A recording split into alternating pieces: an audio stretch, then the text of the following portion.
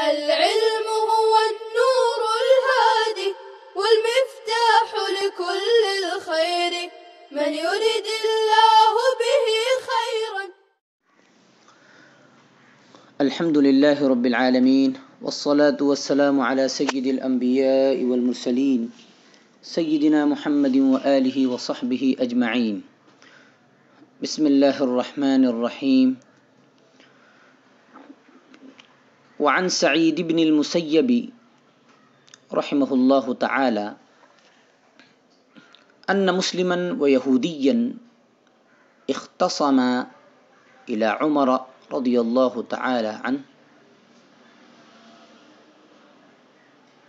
حضرت سعید بن مسیب رحمہ اللہ بیان کرتے ہیں کہ ایک مسلمان اور ایک یہودی حضرت عمر رضی اللہ تعالی عنہ کے پاس اپنا جھگڑا لے کر آئے.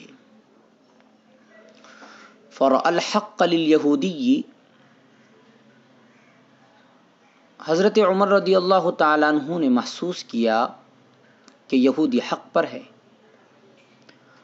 فقضى له عمر به. چنانچہ حضرت صلی اللہ علیہ وسلم نے یہودی کے حق میں فیصلہ کر دیا. فقال له اليهودي. یہودی نے حضرت عمر رضی اللہ تعالیٰ عنہ سے کہا واللہ لقد قضیت بالحق. کہ اللہ کی قسم آپ نے درست فیصلہ کیا. فضربہ عمر بالدرۃ.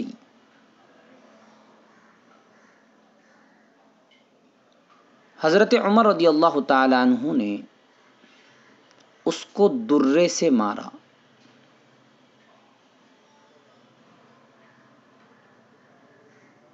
وقال. اور کہا وما یدریک. کہ تم کو یہ بات کیسے معلوم ہوئی. فقال الیہودی. یہودی نے کہا واللہ انا نجد فی التوراۃ. بے شک ہم تورات میں پاتے ہیں انہ لیس قاض یقضی بالحق الا کان عن یمینہ ملک وعن شمالہ ملک. کہ جو قاضی حق کے ساتھ فیصلہ کرتا ہے اس کے داہنی طرف ایک فرشتہ رہتا ہے اور ایک فرشتہ اس کے بائیں طرف رہتا ہے. یسددانہ ویوفقانہ للحق ما دام مع الحق ما دام مع الحق.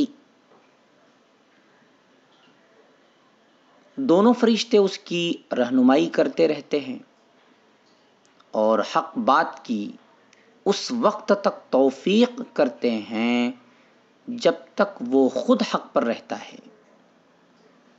فَإِذَا تَرَكَ الْحَقَّ عَرَجَ وَتَرَكَهُ. جب وہ حق کو چھوڑ دیتا ہے تو وہ اوپر چلے جاتے ہیں اور قاضی کو چھوڑ دیتے ہیں.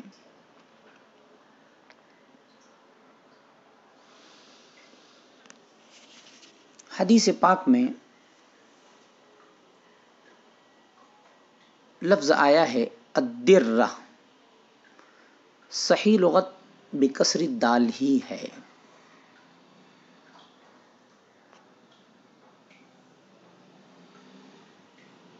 بالدرہ بضم الدال یہ غیر صحیح لغت ہے.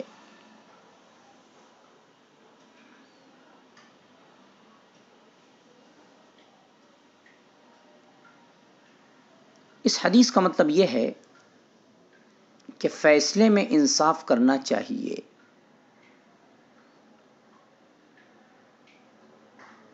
فیصلہ گواہ اور ثبوت کی بنیاد پر کرنا چاہیے، اپنے اور پرائے کی بنیاد پر نہیں. مسلمان اور غیر مسلمان میں اگر نوک جھونک ہو جائے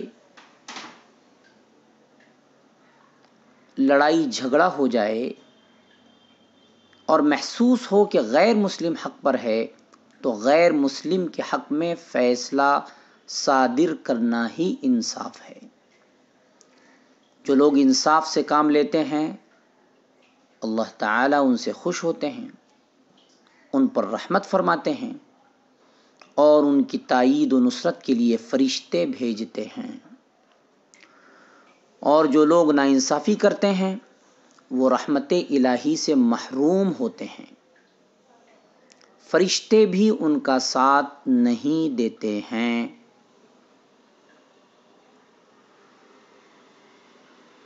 سعید ابن مسیب مشہور یہ ہے کہ یہ تمام تابعین میں سب سے افضل تابعی ہیں۔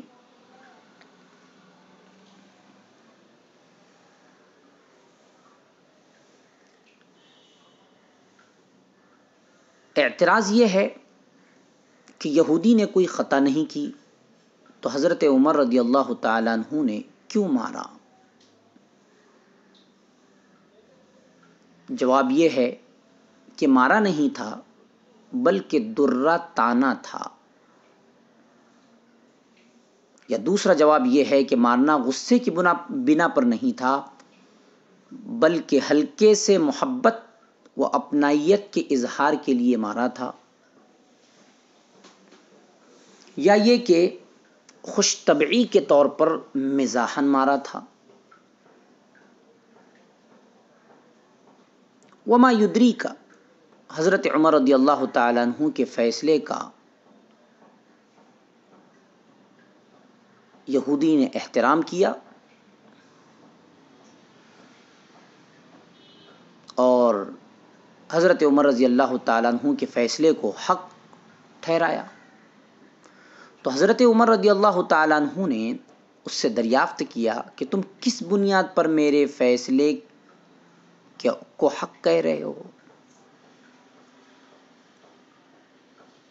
انا نجد فی التوراۃ، اس نے حضرت عمر رضی اللہ تعالیٰ عنہ کے جواب میں تورات کے حوالے سے ایک بات بیان کی۔ تو سوال یہ ہے کہ یہودی نے جو بات کہی وہ حضرت عمر رضی اللہ تعالیٰ عنہ کے سوال کے مطابق نظر نہیں آتی۔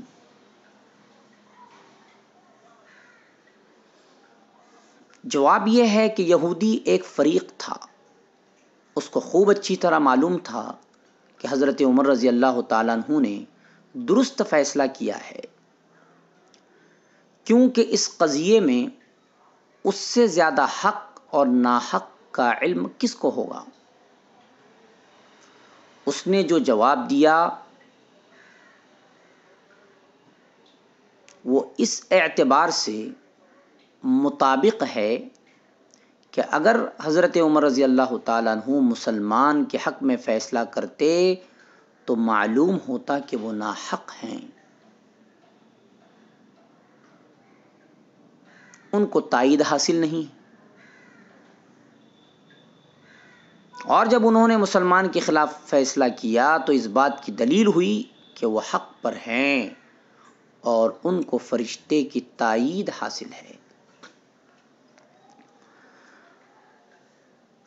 وعن ابن موهب رحمه الله تعالى أن عثمان بن عفان رضي الله تعالى عنه قال لابن عمر اقض بين الناس۔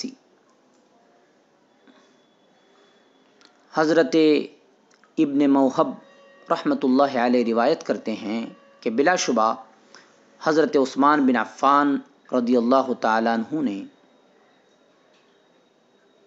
حضرت ابن عمر رضی اللہ تعالیٰ عنہ سے فرمایا، قال لابن عمر اقض بین الناس، کہ آپ رضی اللہ عنہ لوگوں کے درمیان فیصلہ کیجیے۔ قال، حضرت ابن عمر رضی اللہ تعالیٰ عنہ نے عرض کیا، او تعافینی یا امیر المؤمنین، کہ امیر المؤمنین آپ مجھے معاف کر دیں تو زیادہ بہتر ہے۔ قال، حضرت عثمان رضی اللہ تعالیٰ عنہ نے فرمایا، وما تکرہ من ذالک، کہ تم اس کو ناپسند کیوں کر رہے ہو؟ وقد کان ابوک یقضی، جبکہ تمہارے والد فیصلے فرماتے تھے۔ قال، حضرت ابن عمر رضی اللہ تعالیٰ عنہ نے عرض کیا،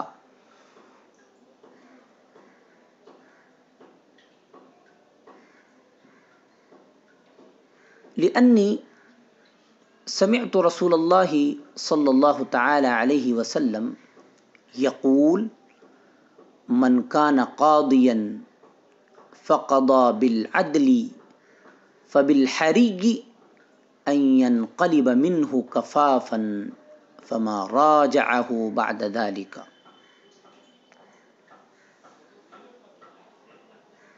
کہ وجہ یہ ہے کہ میں نے رسول اللہ صلی اللہ علیہ وسلم کو فرماتے ہوئے سنا ہے کہ جو شخص قاضی بنا اور اس نے انصاف کے ساتھ فیصلے کیے تو یہ بات مناسب ہوں گی کہ وہ برابر سرابر لوٹ آئے۔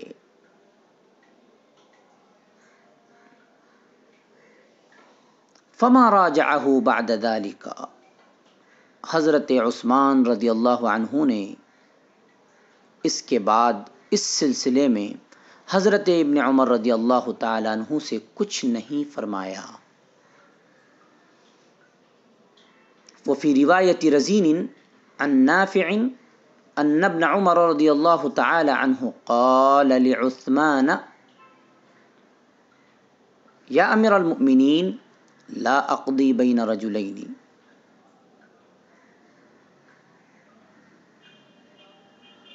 حضرت نافع رحمۃ اللہ علیہ سے رزین کی ایک روایت ہے کہ حضرت ابن عمر رضی اللہ تعالیٰ عنہ نے حضرت عثمان رضی اللہ تعالیٰ عنہ سے عرض کیا کہ اے امیر المؤمنین، میں دو آدمیوں میں بھی فیصلہ نہیں کروں گا۔ قال، حضرت عثمان رضی اللہ تعالیٰ عنہ نے فرمایا، فإن أباك كان يقضي، کہ تمہارے والد تو فیصلہ فرماتے تھے۔ فقال،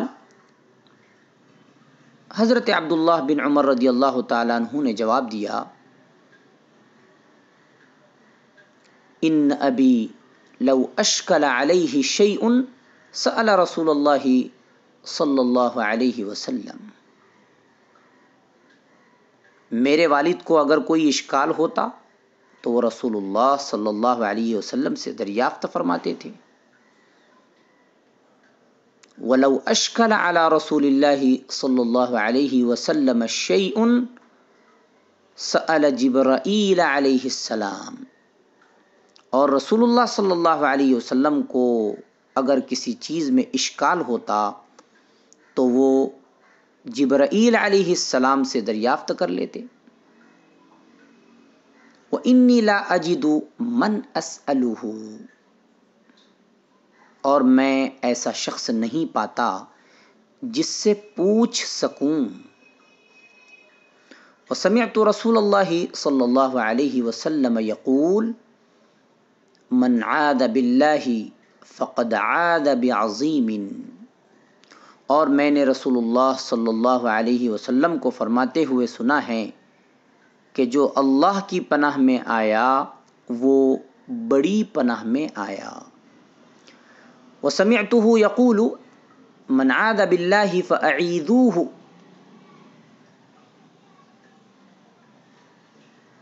اور میں نے رسول اللہ صلی اللہ علیہ وسلم کو فرماتے ہوئے سنا کہ جو اللہ کی پناہ لے اس کو پناہ دے دو۔ وَإِنِّي أَعُوذُ بِاللَّهِ أَن تَجْعَلَنِي قَاضِيًا، اور بے شک میں اس سے اللہ کی پناہ چاہتا ہوں کہ آپ مجھ کو قاضی مقرر فرمائیں۔ فَأَعْفَاهُ، چنانچہ حضرت عثمان رضی اللہ تعالی عنہ نے ان کو بری الذمہ کر دیا. وقال، اور فرمایا، لا تخبر احدا، کہ کسی کو بتانا نہیں. اس حدیث کا حاصل یہ ہے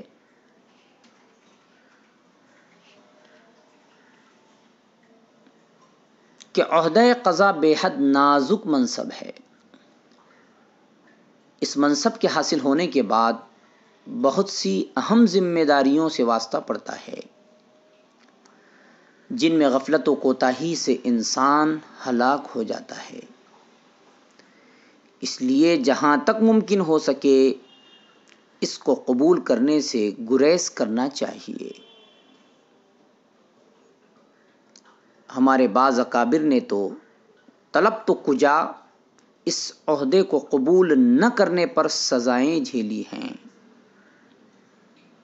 لیکن انہوں نے دنیاوی مشقتیں تو برداشت کر لیں، لیکن عہدہ قضا قبول نہیں کیا. اگر کوئی مناسب آدمی موجود نہیں ہے تو بدرجہ مجبوری قبول کر لینا چاہیے، لیکن اس صورت میں حد درجے احتیاط سے کام لیتے ہوئے انصاف کرنا چاہیے اور عہدے کی حرص پیدا نہ ہونے دینا چاہیے.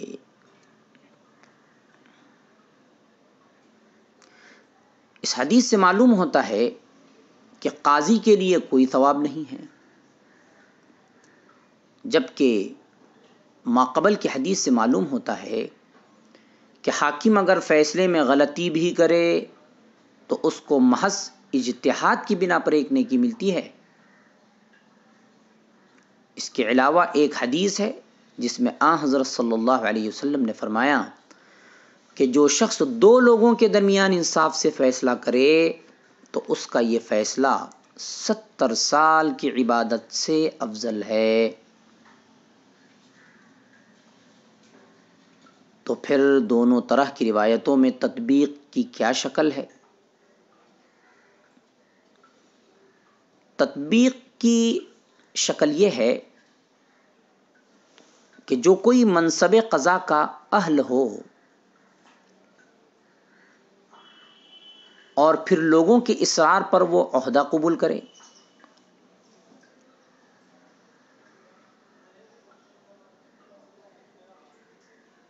اور شریعت کے اصولوں کی روشنی میں حق و انصاف پر مبنی فیصلے کرے، تو ایسے حاکم کے لیے ثواب بھی ہے اور اس کے اجتہاد پر نیکی کا وعدہ بھی ہے. لیکن اگر کسی نے منصب قضا اپنی کوشش اور طلب سے حاصل کر لیا، پھر انصاف کیا،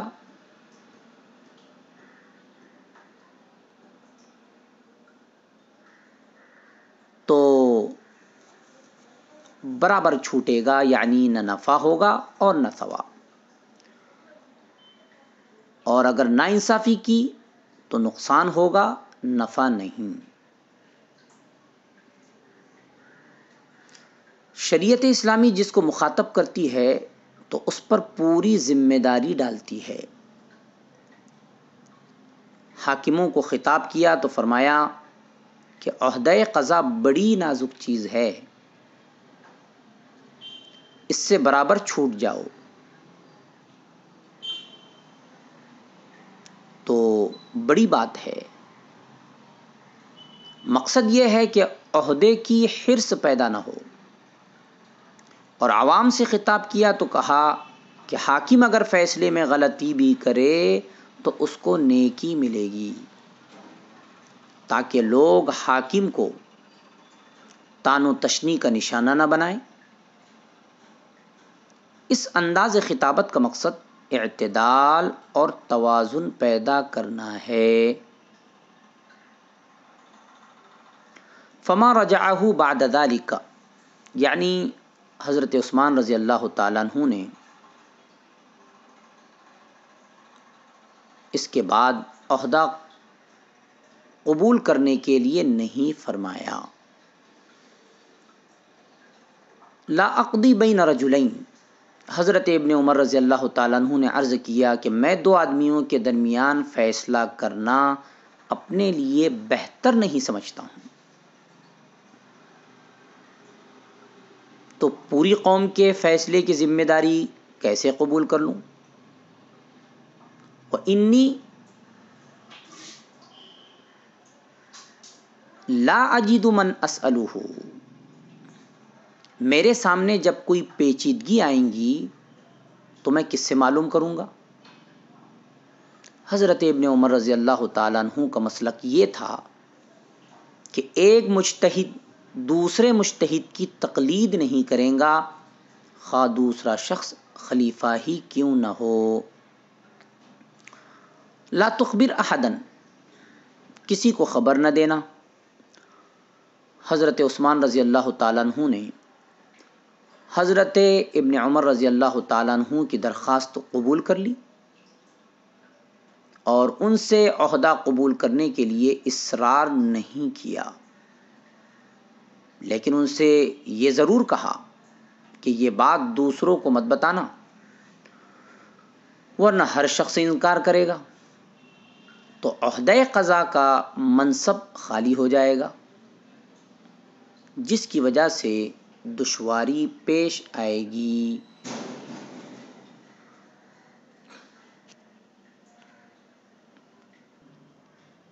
اوپر حضرت عبداللہ بن ابی اوفا رضی اللہ عنہ کی روایت میں الفاظ آئے تھے فَإِذَا جَارَ تَخَلَّ عَنْهُ، کہ جو ہی وہ ظلم کرتا ہے اللہ تعالیٰ اس سے الگ ہو جاتے ہیں. وَلَزِمَهُ الشَّيْطَانُ، وفی روایت فَإِذَا جَارَ وَكِلَهُ إِلَى نَفْسِهِ، ایک اور روایت میں ہے، یہ عبارت چھوٹ گئی تھی اس لیے یہاں ہم ذکر کر رہے ہیں کہ ایک اور روایت میں ہے کہ جب وہ ظلم کرتا ہے تو اس کو اس کے نفس کے حوالے کر دیا جاتا ہے.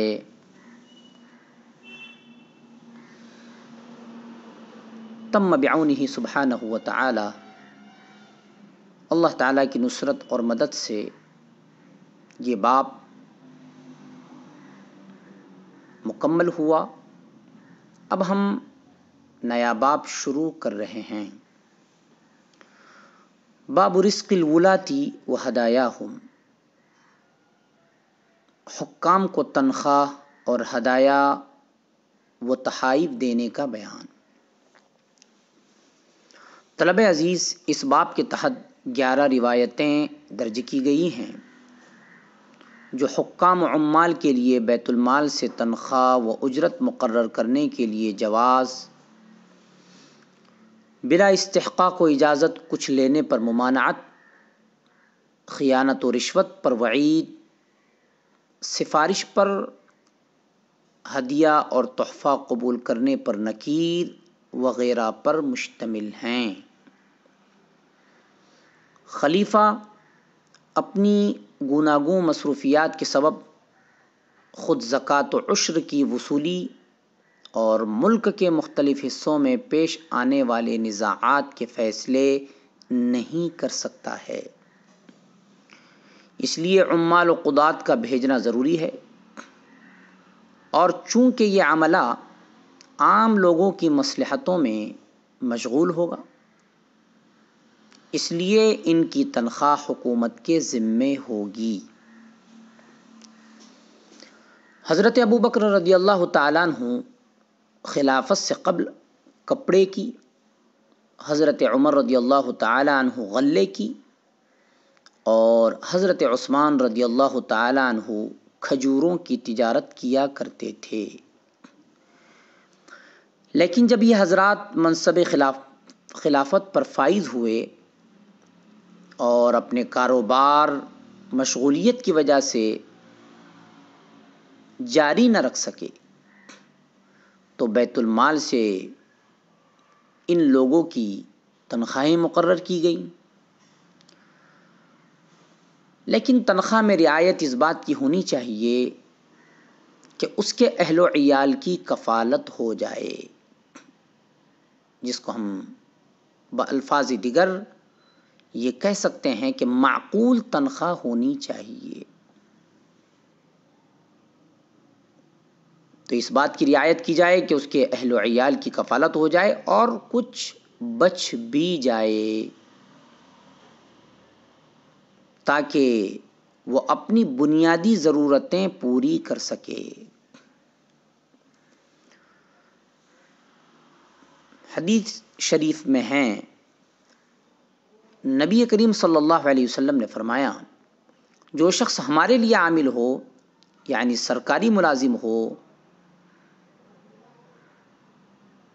تو وہ بیوی حاصل کر لے، اور اس کے لیے نوکر نہ ہو تو نوکر حاصل کر لے، اور اگر اس کے لیے گھر نہ ہو تو گھر حاصل کر لے۔ اب یہاں دو بحث ہیں۔ اول رزق الولاد کی بحث۔ تو الرزق سے مراد یہاں پر وہ مال ہے جو بیت المال سے ہر مہینہ فوجی سپاہی کو دیا جاتا ہے۔ اسی طرح ایک لفظ استعمال ہوتا ہے عطا، وہ مال ہوتا ہے جو سپاہی کو سال میں 1 مرتبہ یا 2 مرتبہ بیت المال سے دیا جاتا ہے۔ الولاد یہ الوالی کی جمع ہے، جس کے معنی حاکم و فرمانبردار، منتظم و سرپرست۔ جو کسی صوبے کا گورنر ہو۔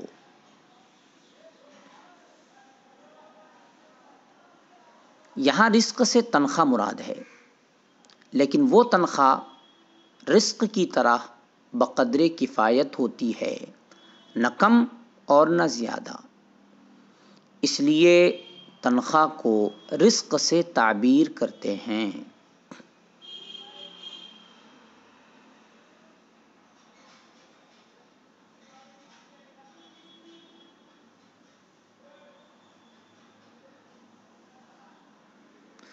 جو آفیسر و قاضی وغیرہ سرکار کے ماتحت مسلمانوں کے امور کے انتظام وغیرہ میں مشغول و محبوس ہو، تو ان کو مسلمانوں کے مال یعنی بیت المال سے رزق دینا جائز ہے۔ جیسا کہ حضرت ابوبکر رضی اللہ تعالیٰ عنہ کے بارے میں آتا ہے، وعن عائشہ رضی اللہ تعالی عنہا لما استخلف ابو بکر رضی اللہ تعالی عنہ قال لقد علم قومی ان حرفتی لم تکن تعجز عن مؤونۃ اہلی، یعنی میں اپنی حرفت کے ذریعے اپنے اہل و عیال کا خرچہ چلاتا تھا۔ وشغلت بامر المسلمین فسيأكل آل ابی بکر رضی اللہ تعالی عنہ من هذا المال ای مال بیت المسلمین، رواہ البخاری۔ اور میں مسلمانوں کے امور میں مشغول کر دیا گیا، پس ابو بکر کے اہل و عیال بیت المال سے کھائیں گے، رضی اللہ تعالی عنہ۔ امام طور پشتی رحمۃ اللہ علیہ نے کہا ہے کہ حضرت ابو بکر صدیق رضی اللہ تعالی عنہ خلیفہ ہونے کے بعد بیت المال سے ایک روایت کے مطابق طعام میں 2 مد اور سالن کے لیے زیتون تیل اور گرمی کے موسم کے لیے ازار اور سردی کے موسم کے لیے جبہ اور اپنے سفر و حضر کی حاجت کے لیے ایک سواری لیتے تھے۔ فقہاء کرام رحمہم اللہ نے لکھا ہے کہ حاکم کے لیے جائز ہے کہ اپنے اور اپنے اہل و عیال کی کفالت کے بمقدار بیت المال سے تنخواہیں لیویں، اور حضرت صدیق اکبر رضی اللہ عنہ قبل الخلافہ کپڑے کی تجارت کیا کرتے تھے، اور حضرت عمر رضی اللہ تعالی عنہ طعام کی تجارت کیا کرتے تھے، وکان عمر رضی اللہ تعالی عنہ یأخذ بعد الخلافت کفایتاً، اور حضرت عمر رضی اللہ تعالی عنہ خلیفہ ہونے کے بعد بقدر کفایت لیا کرتے تھے، یعنی تنخواہ لیا کرتے تھے. اور حضرت عثمان غنی رضی اللہ تعالی عنہ قبل الخلافہ کھجور اور کپڑے کی تجارت کیا کرتے تھے. علماء نے لکھا ہے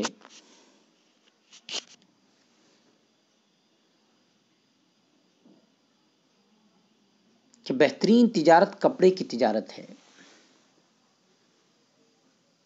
پھر عطر کی تجارت ہے.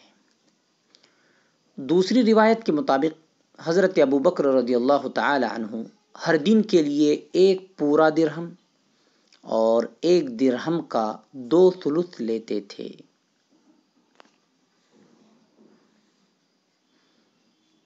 یہاں ثانی بحث قاضی کو ہدیہ دینے کے متعلق ہے.